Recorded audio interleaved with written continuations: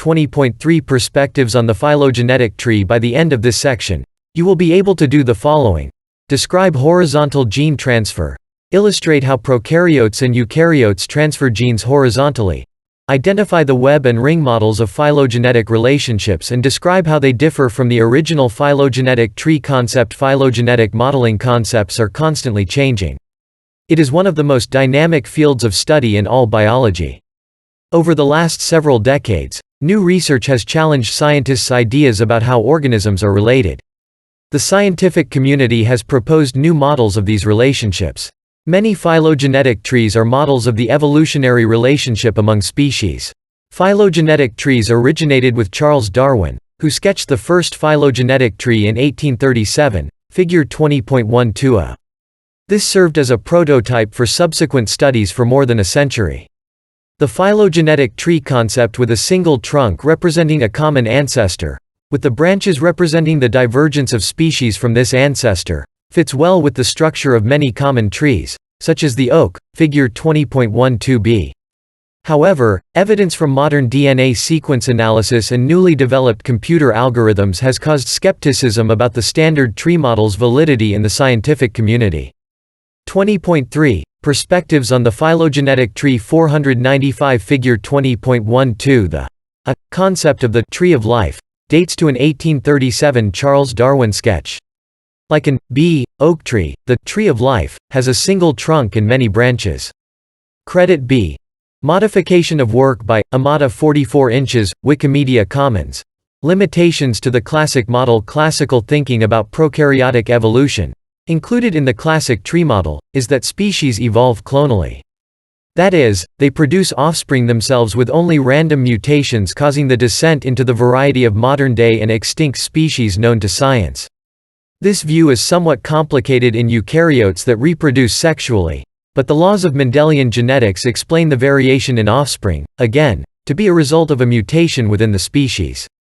Scientists did not consider the concept of genes transferring between unrelated species as a possibility until relatively recently.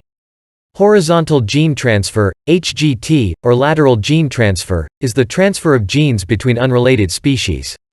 HGT is an ever-present phenomenon, with many evolutionists postulating a major role for this process in evolution, thus complicating the simple tree model. Genes pass between species which are only distantly related using standard phylogeny, thus adding a layer of complexity to understanding phylogenetic relationships. The various ways that HGT occurs in prokaryotes is important to understanding phylogenies.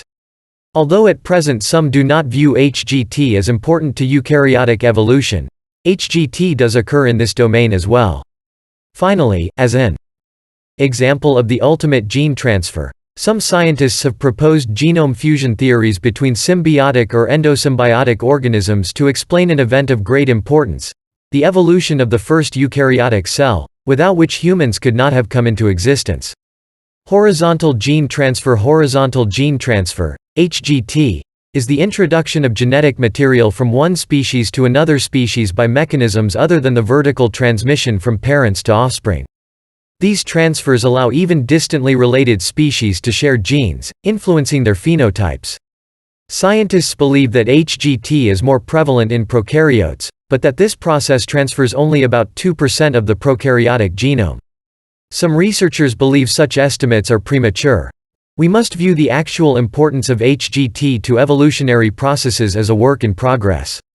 As scientists investigate this phenomenon more thoroughly, they may reveal more HGT transfer. Many scientists believe that HGT and mutation are, especially in prokaryotes, a significant source of genetic variation, which is the raw material in the natural selection process. These transfers may occur between any two species that share an intimate relationship. Table 20.1. Prokaryotic and eukaryotic HGT mechanism. Summary. Mechanism. Mode of transmission. Example: prokaryotes transformation, DNA uptake. Many prokaryotes. Table 20.1. 496. Chapter 20, Phylogenies and the History of Life. Access for free at openstax.org. Mechanism. Mode of transmission. Example: transduction, bacteriophage, virus, bacteria conjugation pilus many prokaryotes gene transfer agents phage-like particles purple non-sulfur bacteria eukaryotes from food organisms unknown aphid jumping genes transposons rice and millet plants epiphytes, parasites unknown tree fungi from viral infections table 20.1 HGT and prokaryotes HGT mechanisms are quite common in the bacteria and archaea domains, thus significantly changing the way scientists view their evolution. The majority of evolutionary models, such as in the endosymbiont theory, propose that eukaryotes descended from multiple prokaryotes, which makes HGT all the more important to understanding the phylogenetic relationships of all extant and extinct species. The endosymbiont theory purports that the eukaryotes' mitochondria and the green plants' chloroplasts and flagellates originated as free-living prokaryotes that invaded primitive eukaryotic cells and become established as permanent symbionts in the cytoplasm. Microbiology students are well aware that genes transfer among common bacteria. These gene transfers between species are the major mechanism whereby bacteria acquire resistance to antibiotics. Classically, scientists believe that three different mechanisms drive such transfers. 1. Transformation. Bacteria takes up naked DNA. 2. Transduction. A virus transfers the genes. 3. Conjugation. A hollow tube, or pilus transfers genes between organisms. More recently, scientists have discovered a fourth gene transfer mechanism between prokaryotes. Small, virus-like particles, or gene transfer agents, GTAs, transfer random genomic segments from one prokaryote species to another. GTAs are responsible for genetic changes, sometimes at a very high frequency compared to other evolutionary processes. Scientists characterized the first GTA in 1974 using purple, non-sulfur bacteria. These GTAs, which are most likely derived from bacteriophage DNA inserted in a prokaryote that lost the ability to produce new bacteriophages, carry random DNA pieces from one organism to another. Controlled studies using marine bacteria have demonstrated GTA's ability to act with high frequency. Scientists have estimated gene transfer events in marine prokaryotes, either by GTAs or by viruses, to be as high as 1013 per year in the Mediterranean Sea alone. GTAs and viruses are efficient HGT vehicles with a major impact on prokaryotic evolution. As a consequence of this modern DNA analysis, the idea that eukaryotes evolved directly from archaea has fallen out of favor. While eukaryotes share many features that are absent in bacteria, such as the Tata box, located in many genes' promoter region, the discovery that some eukaryotic genes were more homologous with bacterial DNA than archaea DNA made this idea less tenable. Furthermore, scientists have proposed genome fusion from archaea and bacteria by endosymbiosis as the ultimate event in eukaryotic evolution. HGT in eukaryotes. Although it is easy to see how prokaryotes exchange genetic material by HGT, scientists initially thought that this process was absent in eukaryotes.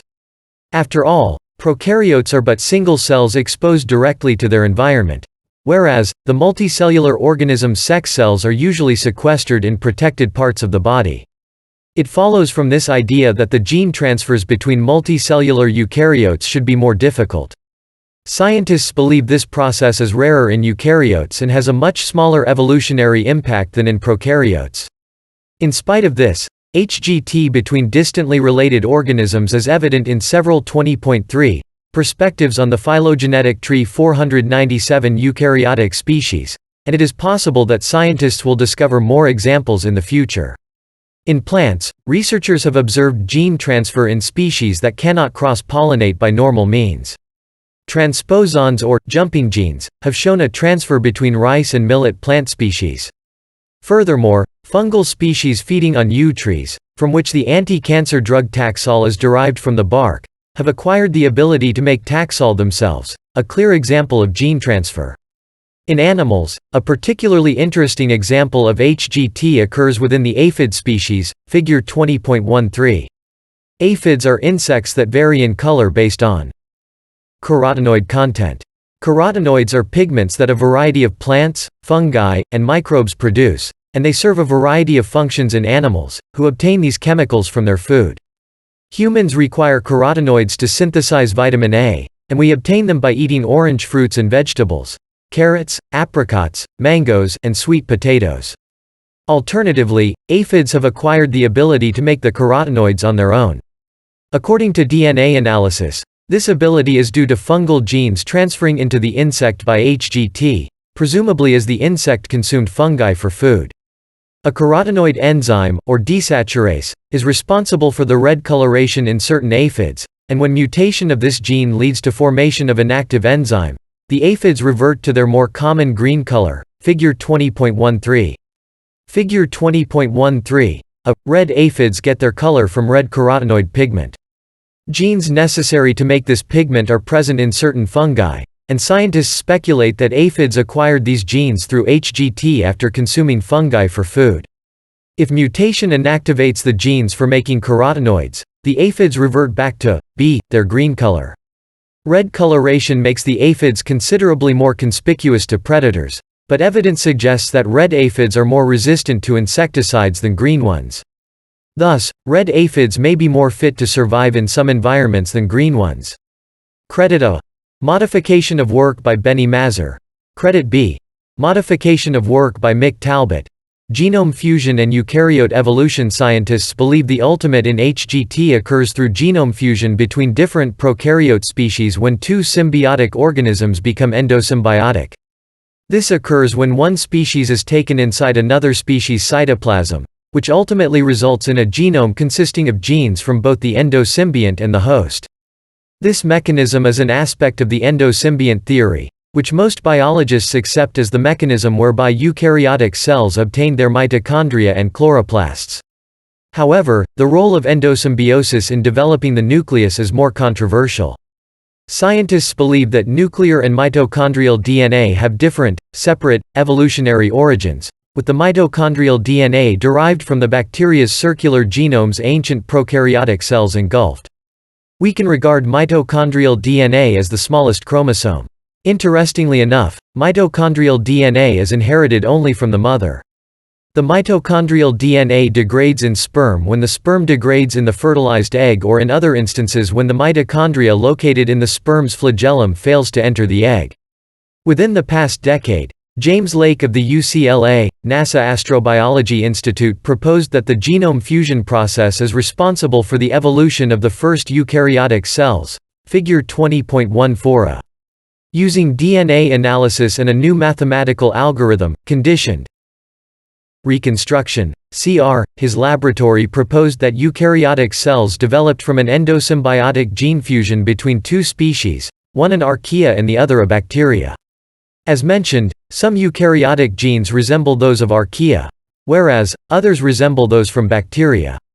An endosymbiotic fusion event, such as Lake has proposed, would clearly explain this observation. Alternatively, this work is new and the CR algorithm is relatively unsubstantiated, which causes many scientists to resist this hypothesis.